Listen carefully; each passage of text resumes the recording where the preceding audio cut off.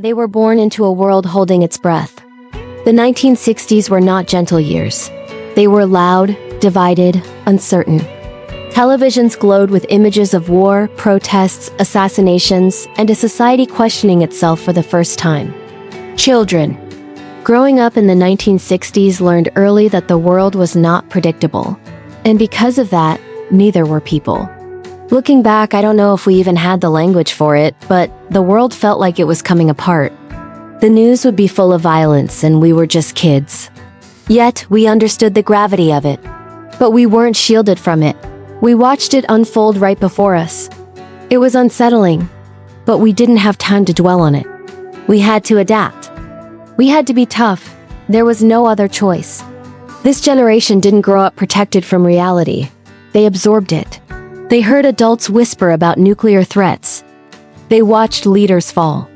They saw streets filled with anger and hope at the same time. And quietly, something formed inside them.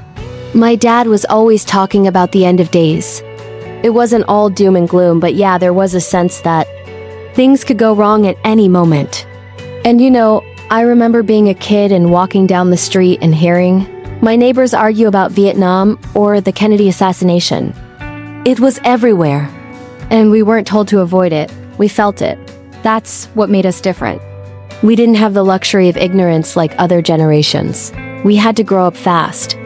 People who grew up in the 1960s developed a psychology shaped by instability but not fragility. They learned how to adapt without being taught the word for it.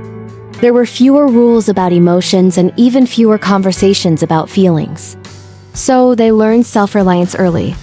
Pain was something you carried, not something you displayed. Unlike those who grew up in the 1970s who experienced a more reflective rebuilding era, the 1960s child was shaped during the storm itself, not its aftermath. They didn't inherit lessons.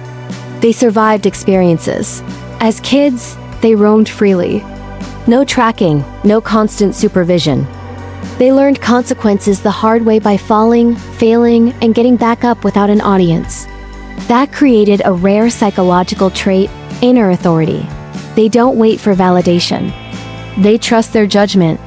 And when they speak, it's usually after long silence. Emotionally, they are complex. They may not always express vulnerability openly, but their loyalty runs deep. They value commitment, endurance, and showing up, especially when things fall apart, because they remember when things did fall apart.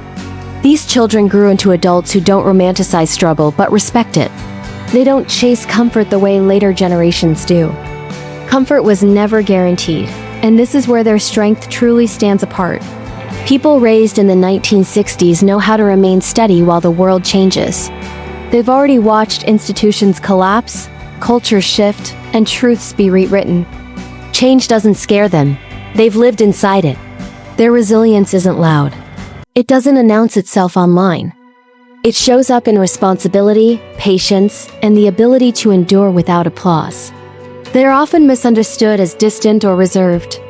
But beneath that surface is a generation that learned how to survive emotionally before emotional survival had a name.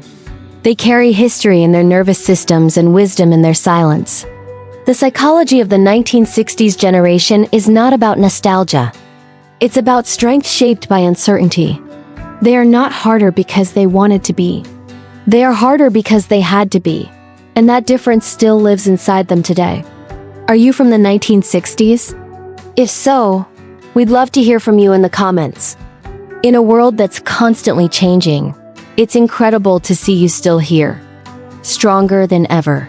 Drop a comment and let us know you're still with us. If this made you think different, hit subscribe. We go deeper every day. Don't forget to like the video. It helps more people find messages like this. And if you want to connect with people who think like you, join our Discord community. The link's in the description. Reverse Hub isn't just a channel.